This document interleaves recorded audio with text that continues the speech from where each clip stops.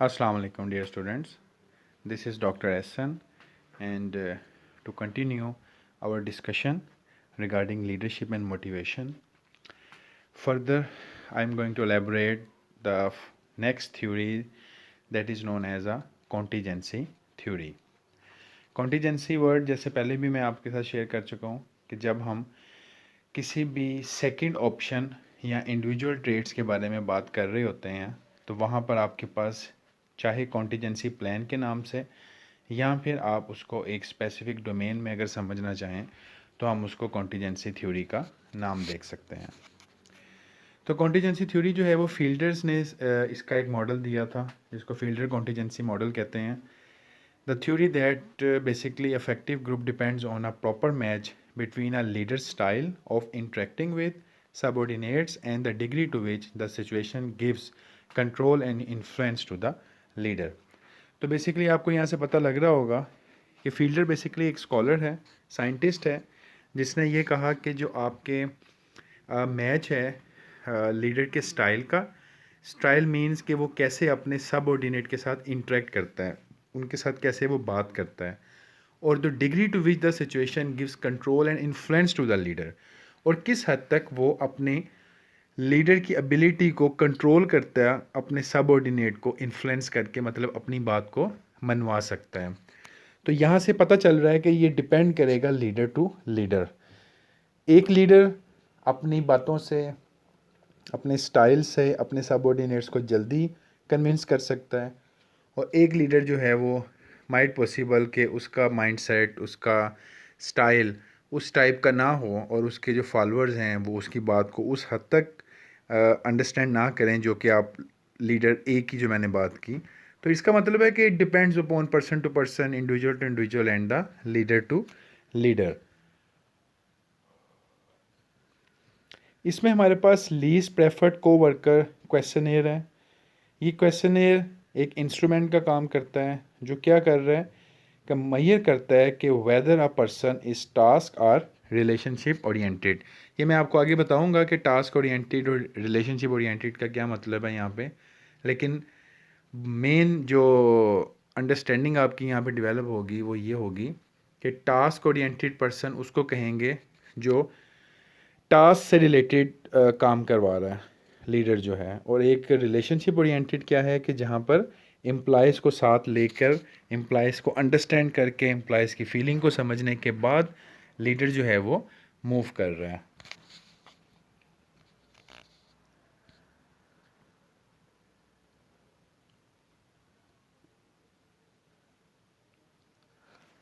So dear students, basically अब previous discussion के अंदर हमारे पास जो बात है उसके अंदर फील्डर सबसे पहले नंबर पर, जैसे मैंने आपसे शेयर कर रहा हूँ कि फील्डर का मॉडल दो चीज़ों पे बेस कर रहा है।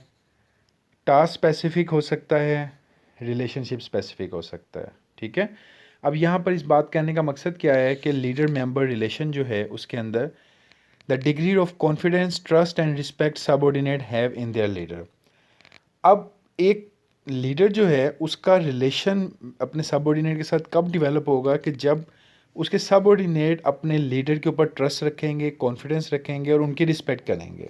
ठीक है, ये तभी मुमकिन है कि एक लीडर स्पोर्टिव स्टाइल के साथ रिलेशनशिप ओरिएंटेड वे में काम करे, सिर्फ टास्क ओरिएंटेड काम ना कर रहा हो। Am I clear? तो जो कॉन्टीजेंसी थ्योरी है उसके अंदर हमें ये बात समझ आ रही है कि जब एक रिलेशन बिल्ड करने की बात हो रही है, एक ऐसे फैक्टर की बात हो रही है कि जहाँ पर सबऑर्डिनेट को साथ लेकर चलना है, तो उस केस में लीडर सपोर्टिव होगा, कोऑपरेटिव होगा और अपने एम्प्लॉयज़ को साथ लेकर चल रहा होगा। जहाँ तक बात है टास्क स्ट्रक्चर की, the degree to which the job assignments are, you can say that proceduralized. ठीक है, मतलब क्या है कि जी स्टेप नंबर 1 क्या है, स्टेप नंबर 2 क्या है, एक स्पेसिफिक टास्क बना दिए गए हैं और उन टास्क को अचीव करना है। तो ज़रूरी नहीं है कि आप हर पर्सन जो रिलेशनशिप ओरिएंटेड लीडरशिप के साथ काम कर रहा है उसके सबऑर्डिनेट जो हैं वो हर तरह से उस टास्क स्ट्रक्चर को फॉलो कर रहे हों। इट डिपेंड्स, इट वेरीज़ कि वो अगर उसमें फ्लेक्सिबिलिटी भी करना चाहें तो वो कर सकते हैं। पोजीशन पावर हम कहते हैं influence derive from one's formal structure position in the organization includes power to hire, fire, discipline, promote, and give salary increases or decreases. तो ये है जी डेलीगेटेड अथॉरिटी इन शॉर्ट, कि जब एक पर्सन के पास फॉर एग्जांपल वो मैनेजर है, वो असिस्टेंट मैनेजर है, या वो एमडी है, कंपनी का सीईओ है, या किसी लेवल पे भी काम कर रहा है, तो उसकी जो पोजीशन पावर है, वो पावर जो कि वो एक्सरसाइज करके डिसीजन मेकिंग कर सकता है, वो उसकी डेजिग्नेशन के साथ ही अटैच्ड है।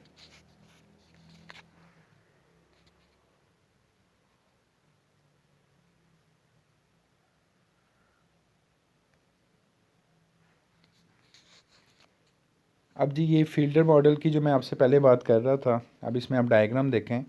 इस डायग्राम में आपको काफ़ी हद तक क्लैरिटी हो जाएगी कि जो लीडर है वो टास्क ओरिएंटेड कैसे हो सकता है और रिलेशनशिप ओरिएंटेड कैसे हो सकता है।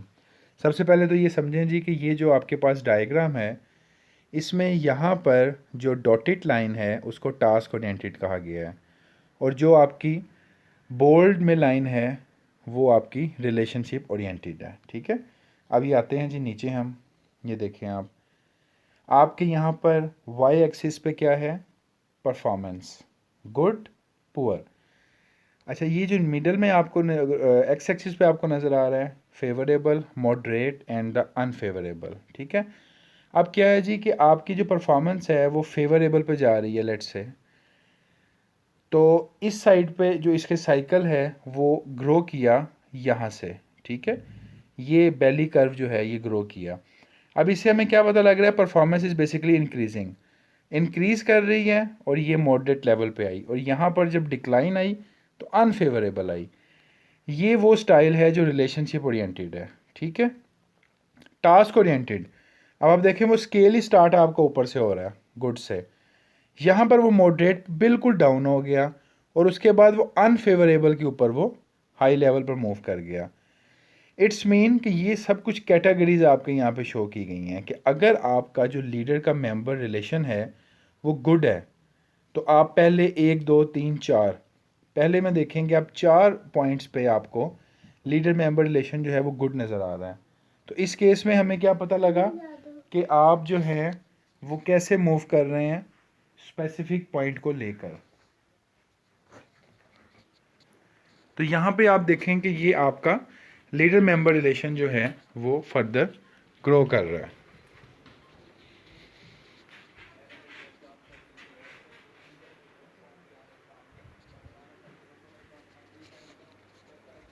इसके बाद आप 5.6 7 और 8 में अगर आप देखें तो यहाँ पर आपको ये पुअर नज़र आ रहा है। व्हाट डज़ इट मीन कि पुअर लेवल पे आपको डिक्लाइनिंग ट्रेंड में देखने में मिल रहा है, कि जब आप ये कह सकते हैं कि लीडर मेंबर रिलेशन अगर अच्छा नहीं है, तो यहाँ पर आप इस जो जो बोल्ड लाइन है उसके अंदर आप देख सकते हैं कि ट्रेंड जो है वो डिक्लाइनिंग में नज़र आ रहा है। ठीक है, अब आप टास्क स्ट्रक्चर में देखें कि task structure high high first 2 point पे है, और ये आपका कौन सा है जी, जो कि आपका टास्क ओरिएंटेड स्ट्रक्चर है। टास्क ओरिएंटेड स्ट्रक्चर में दोनों हाई हैं, वो फेवरेबल है, गुड है। जैसे ही वो लो पे आए, मॉडरेट पे आए और हाई पे गए अगर सिंपली फॉर्म में टास्क स्ट्रक्चर, तो वहाँ पर आपकी अनफेवरेबल स्ट्रक्चर स्टार्ट हो गया, और फाइनली लो पे आप बिल्कुल अनफेवरेबल पे पहुँच गए। तो इट्स मीन इन शॉर्ट, हम इसको अगर समझने की कोशिश करें तो हम ये कह सकते हैं कि जितनी ज़्यादा आप फ्लेक्सिबिलिटी लेके आएंगे, जितना ज़्यादा आप रिलेशनशिप बिल्डिंग की तरफ बात करेंगे, उतना ही आपके एम्प्लॉयज़ आप पे ट्रस्ट बेहतर कर रहे होंगे और आपके साथ चल रहे होंगे। अच्छा, टास्क स्ट्रक्चर में आप उनको डिक्टेट करके उनको आप अपनी अथॉरिटी एक्सरसाइज करके भी काम करवा सकते हैं, बट इट डिपेंड्स कि हो सकता है कि वो उस हद तक आपको सपोर्ट ना कर रहा हो जिस हद तक वो सपोर्ट होना चाहिए। ठीक है, तो यहाँ तक आप इसको देखें।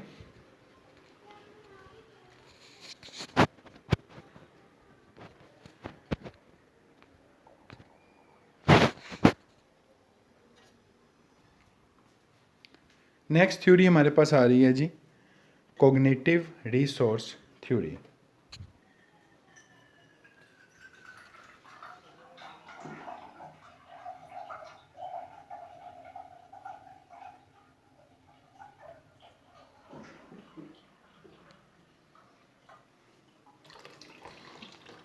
अच्छा, अब ये जो थ्योरी है ये हमें सिंपल क्या फॉर्म बता रही है कि जब आप कॉग्निटिव फॉर्म के अंदर अपने माइंड को यूज़ करते हुए अपने रिसोर्सेज को यूज़ करते हैं तो कैसे आप अपने काम को एक्सेल कर सकते हैं।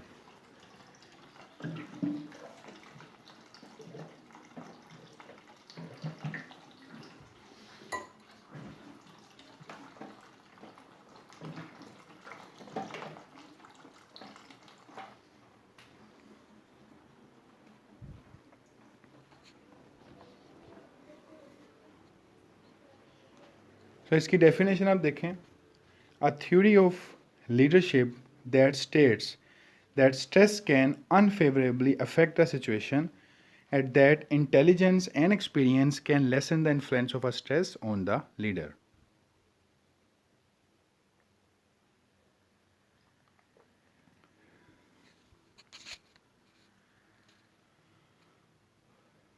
तो इस डेफिनेशन से आपको ये बात समझ आ रही है कि जो आपकी बेसिकली स्ट्रेस है, अगर आप इंटेलिजेंटली तौर पे मूव करें अपने माइंड सेट के साथ, अपने आईक्यू के साथ, तो इससे क्या होगा कि आप इंटेलिजेंस और एक्सपीरियंस जो है वो स्ट्रेस का इन्फ्लुएंस लीडर के ऊपर कम कर सकता है। और अगर नहीं करेंगे तो आप उस पर बर्डन ले सकते हैं। यानी कि एक पर्सन अगर काम है, कूल है, स्ट्रेस को ज़्यादा फील नहीं करता, तो उससे क्या होता है कि वो ज़्यादा जल्दी चीज़ों को मैच्योर फॉर्म में समझ सकता है और अच्छे तरीके से कोई डिसीजन मेकिंग कर सकता है। अब इसमें रिसर्च ने इसको क्या सपोर्ट किया, less intelligent individuals perform better in leadership roles under high stress than do more intelligent individuals. इसकी इक्वेशन यही बनती है कि अगर आप हाईली इंटेलिजेंट हैं तो आप अच्छा बिहेव करोगे, अच्छा मूव करोगे, और वाइस वर्सा केस, अगर आप लेस इंटेलिजेंट हैं तो आप बेटर सिचुएशन को हैंडल नहीं कर सकते। Less experience person perform better in leadership roles under low stress than do more experience person. अब इस बात का क्या मतलब हुआ, less experienced people perform better in leadership roles under low stress than do more experienced person। जब stress कम है तो फिर आपके जो कम तजर्बाकार लीडर हैं वो भी उसमें अच्छा परफॉर्म कर सकेंगे as compare to the more experience. ज़्यादा एक्सपीरियंस पर्सन जो है वो हाई स्ट्रेस होगी, जब मतलब सिचुएशन डिफ़िकल्ट है, कॉम्प्लेक्स है, तब वो ज़्यादा अच्छा परफॉर्म करेंगे। तो ये हमें बताती है जी कोग्निटिव रिसोर्स थ्योरी। अब इसके साथ हमारे पास सिचुएशनल लीडरशिप है जो हमें हर्से एंड ब्लैंचर्ड जो है उसने प्रोवाइड की। इसके मुताबिक क्या है जी, सिचुएशनल लीडरशिप थ्योरी हमें ये बताती है contingency theory that focuses on the follower readiness. तो कॉन्टीजेंसी थ्योरी तो हमने समझ ली ना, लेकिन वो फोकस उसके ऊपर करती है कि जो फॉलोअर है उसकी रेडीनेस क्या है, वो किस हद तक तैयार हैं। अब आप यहाँ देखें, सबसे पहले आपको यहाँ पे डायग्राम में दो कलर नज़र आ रहे हैं, एक ब्लू है और एक आपको ग्रीन नज़र आ रहा है। ब्लू कलर है leader decreasing need for support and the supervision, और यहाँ पर जो ग्रीन कलर है उसमें follower readiness and ability and willingness. तो इससे हमें ये आप देख सकते हैं कि आपको जो ब्लू कलर है उसके अंदर आप देख सकते हैं directive, high task and relationship orientation and the supportive और मॉनिटरिंग। ये आपको एक ट्रेंड नज़र आ रहा है जो कि सबसे पहले डायरेक्टिव में अनएबल एंड अनविलिंग है वो हाई है, उसके बाद जैसे जैसे ये डिक्लाइनिंग ट्रेंड पे आ रहा है, मॉनिटरिंग में आ रहा है, एबल एंड विलिंग आ रहा है, मिडिल में आप देखें तो unable but willing, able and unwilling. और अगर आप फॉलोअर जो है वो रेडीनेस, एबिलिटी और विलिंगनेस में ग्रीन कलर में जाते हैं, तो यहाँ पर आपको ये नज़र आ रहा है कि जितना ज़्यादा आप उसमें ग्रो करते जा रहे हैं डायरेक्टिव से, हाई टास्क रिलेशनशिप से, स्पोर्टिव पार्टिसिपेशन से और मॉनिटरिंग में, तो वो आपको जो कलर है उसमें ये पता चल रहा है कि आपके जो एम्प्लॉय हैं वो एबल भी हैं और विलिंगनेस भी हैं, क्योंकि follower readiness, ability and willingness exist कर रही है। लेकिन दूसरे में leader decreasing need for support and supervision, अगर उसमें डिक्लाइनिंग ट्रेंड आ रहा है तो फिर आपका रिजल्ट जो है वो डिफरेंट वे में आ रहा है। तो इससे हमें सिंपली ये बात समझ आती है कि जो सिचुएशन है उसके मुताबिक लीडर अपने आप को मोल्ड करता है, और जो फॉलोअर है उसकी रेडीनेस जो है वो जितनी ज़्यादा होगी चीज़ों को एक्सेप्ट करने की, वो इक्वेशन आपने एक सुनी होगी ना, उसमें ये है कि आपके जो लीडर है उसकी जो पावर है वो तब तक है जब तक आपके सबऑर्डिनेट की एक्सेप्टेंस ऑफ अथॉरिटी है। यानी कि जब तक आपके सबऑर्डिनेट आपकी अथॉरिटी को मान रहे हैं तब तक ही आपके पास अथॉरिटी है। जब उन्होंने मानने से इनकार कर दिया, यानी इन शॉर्ट उन्होंने रजिस्ट किया, तो आपकी अथॉरिटी जो है वो ख़त्म हो जाएगी। ये अब उसकी एक शॉर्ट फॉर्म है जहाँ से आपको क्लियर पता लगेगा। आप यहाँ देखें कि ऊपर आपको एक्स एक्सिस पे अनविलिंग और विलिंग नज़र आ रहा है, और यहाँ पर आपको एबल और अनएबल नज़र आ रहा है। तो जब हम अनविलिंग और एबल हैं तो ये है स्पोर्टिव पार्टिसिपेशन, ठीक है। यानी कि आप एबिलिटी रखते हो लेकिन आप अनविलिंग हो, आप काम को करने की एबिलिटी नहीं करना चाह रहे, तो यहाँ पर आपको स्पोर्टिव पार्टिसिपेटिव जो है वो स्टाइल नज़र आएगा। विलिंगनेस और एबल है तो यहाँ पर आपको मॉनिटरिंग नज़र आएगी। विलिंग है, एबल भी हैं, तो आपको मॉनिटरिंग के थ्रू लीडर जो है वो हैंडल कर सकता है। अनविलिंग और अनएबल, ये बहुत पचीदा किस्म के लोग होते हैं कि जो काम करना भी नहीं चाह रहे और एबल भी नहीं है, तो यहाँ पर उन्हें डायरेक्शन यानी स्पून फीडिंग, हर बात पे उन्हें बताना पड़ेगा कि आपने कोई काम कैसा करना है। और विलिंग भी है और अनएबल है तो high task and relationship orientation leader का स्टाइल होगा। तो इसका मतलब है कि इस पिछली डायग्राम के अंदर आपको ये जो बात देखी गई है, इसको आप आसान वर्ड्स में इस डायग्राम में समझ सकते हैं, ठीक है। तो यहाँ पर आप यहाँ तक आप इसको देखें। नेक्स्ट में आपको कमिंग जो हमारा डिस्कशन है उसमें हम पाथ गोल थ्योरी जो है उसको कवर करेंगे। तो इससे पहले ये जो भी थ्योरीज़ मैंने आपके साथ शेयर की हैं इसको आप काइंडली ज़रूर देखिएगा।